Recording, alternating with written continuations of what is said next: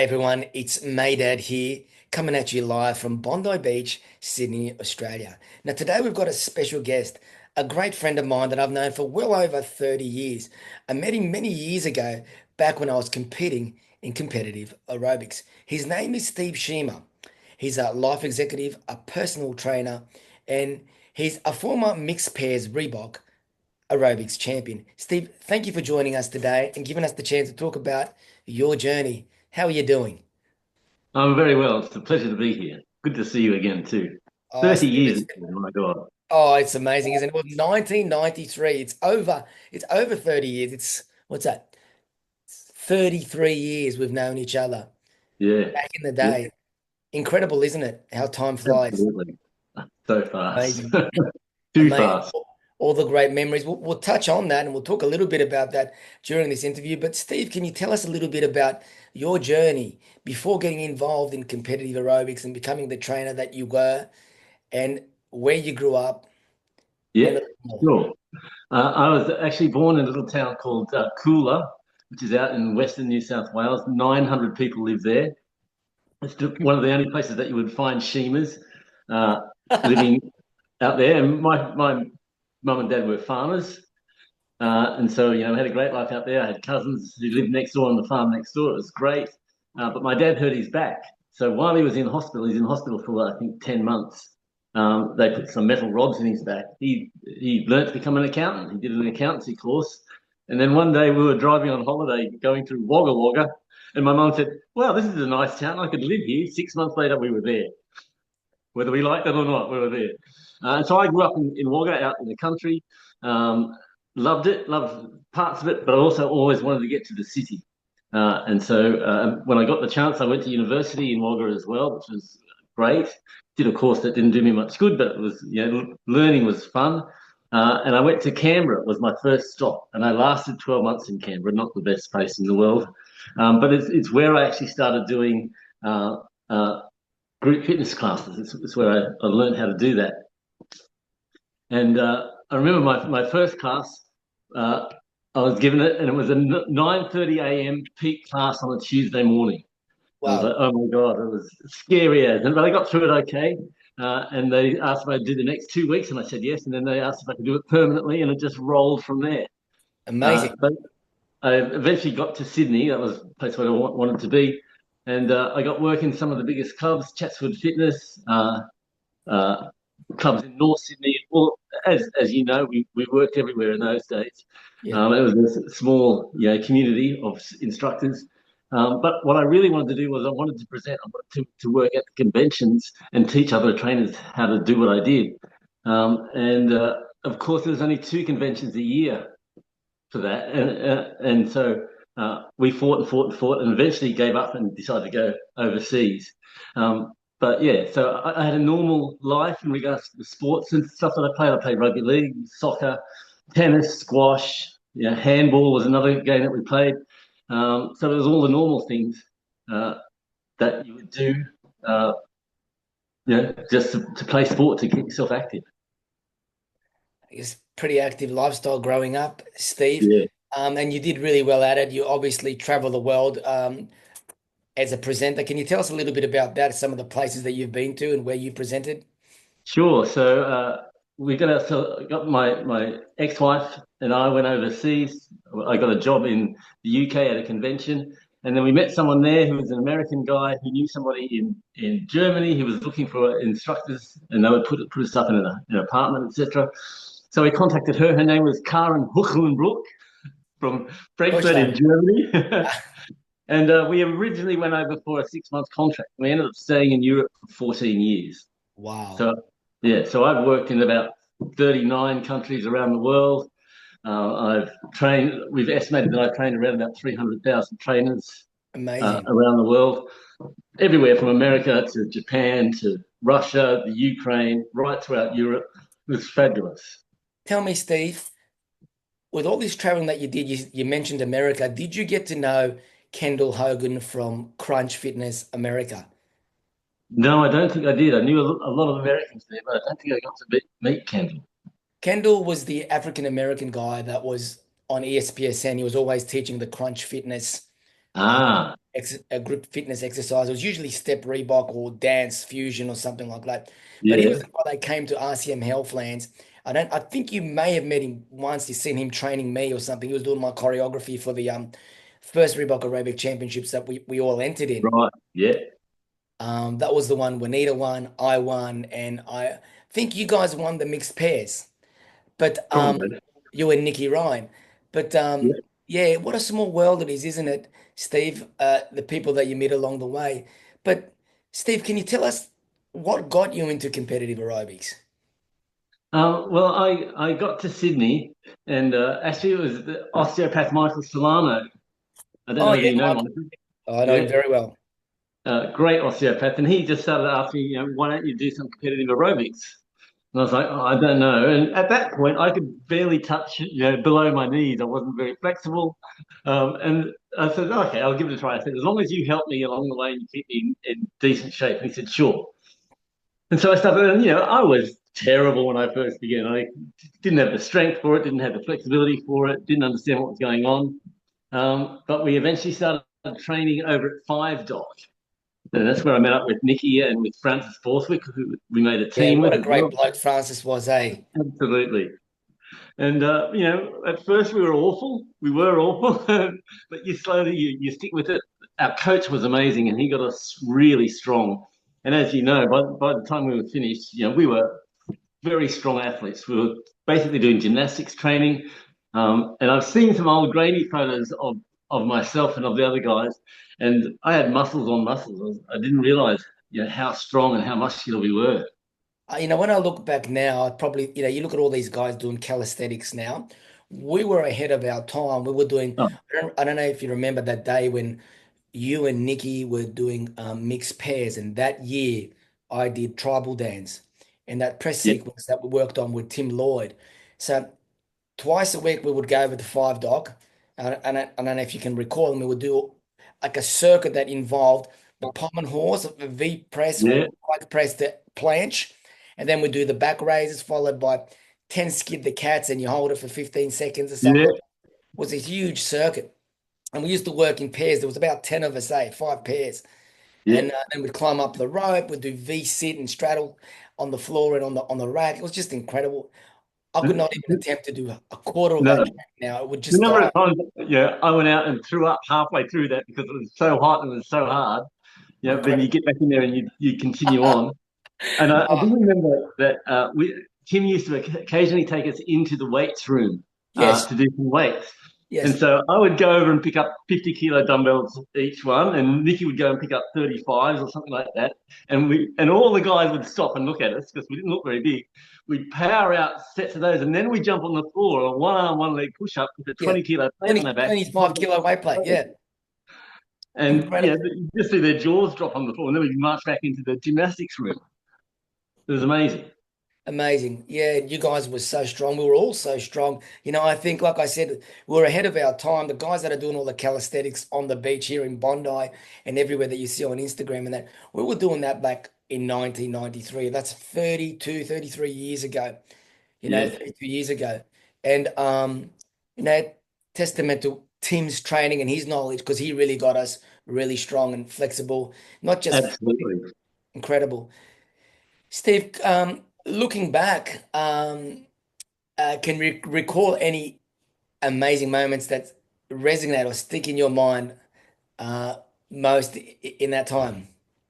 I guess winning a championship was just amazing. It's one of the best ones. I think we ended up coming third or fourth in this particular one, but having at the Sydney Entertainment Centre as it was at the time, and having it Homebush. full, 5 or 7 thousand people in there going off. It was amazing. It was the best 2 minutes of your life, really. Yeah, that was the year that I came second to Anton. I remember that really well. And there was Rob De La Bonne and Kim De La Bonne, his Yeah, wife. And I forget who came, was Dave Allen and Kim Shelter maybe came second or something. And then you guys came third. yeah, Mm. yeah. Excellent. It was fabulous. That was the peak of the sport at that point there, I think. Incredible, incredible. Before it became so much more gymnastic orientated. At one stage, Yeah. I think they were looking at putting competitive gymnastics/gymnastics aerobics in the Olympics, weren't they? Yeah, yeah. That was around the time that Marcus was winning world championships as well. Yeah. Look, we were around some pretty amazing people, and I think, as they say, birds of feather flock together. When you're around such caliber, good, incredible caliber of athletes and talented people, it's only going to rub off. And I guess we're really lucky to have people like Patsy Teeny, Yeah, Rob Billabona, Anton Scott, Stephen Ibrahim, and all the other great athletes to be around. But absolutely. I mean, Australia was ranked number one in the world, so if you came even second or third, that would have won you a championship in any other country around the world. yeah, I know when Brett Fairweather from New Zealand came over, he was that guy that Yeah, kept coming second to at the World Championships to Marcus Irwin, and he had that Fred Flintstone routine. He was such a yeah, competent guy, so entertaining and theatrical.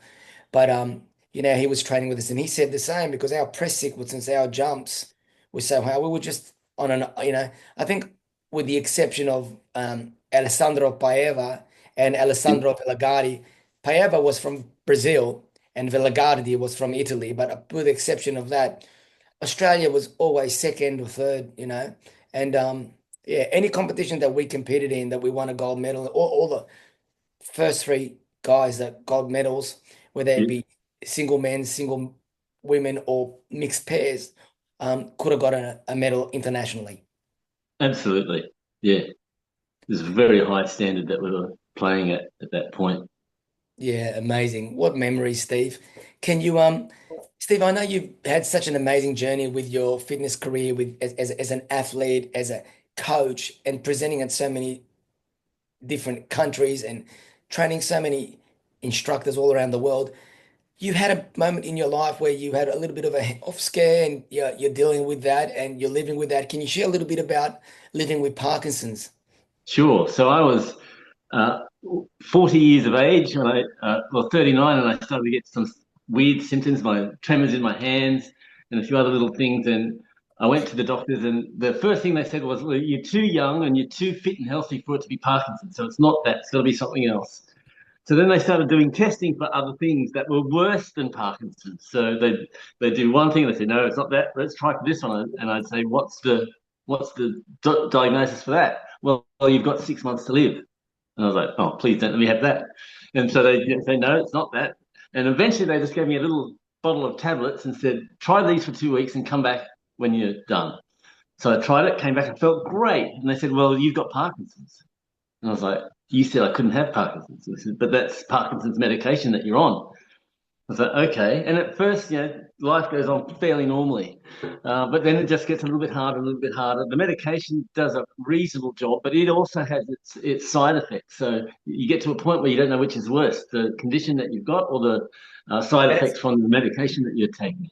But fairly early on, I managed to get a good level of medication. And I discovered as well that exercise is super, super important.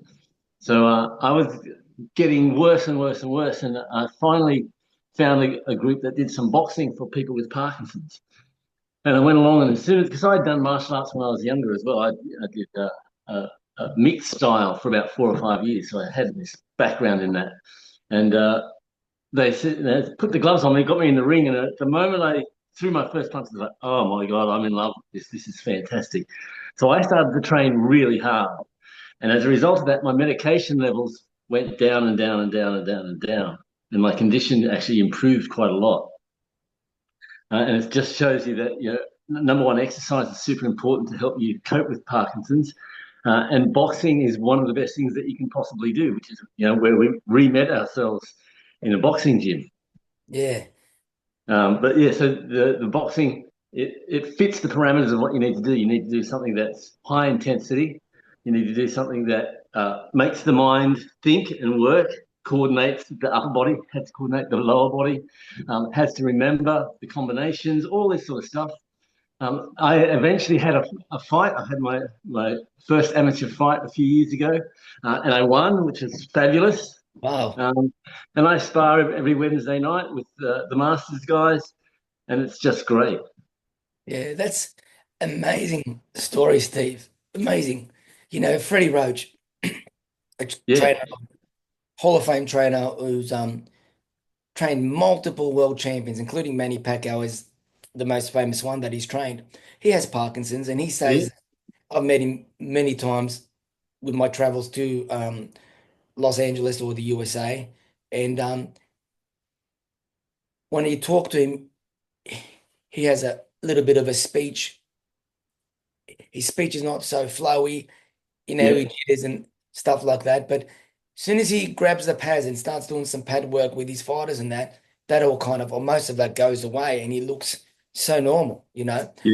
And it's incredible how neurally um, and psychologically the endorphins that kick into your body through exercise and through being active really affects different sicknesses. And Parkinson's is just one of them, isn't it? Absolutely. So I now work with people with Parkinson's. I teach them how to box. Get their strength to stay up as high as we possibly can, and they all feel better for doing the exercise. It really has a major positive effect on their condition. That's amazing, Stephen. You know, uh, amazing for you being able to take your experience and input all your knowledge in supporting the community and people suffering from Parkinson's.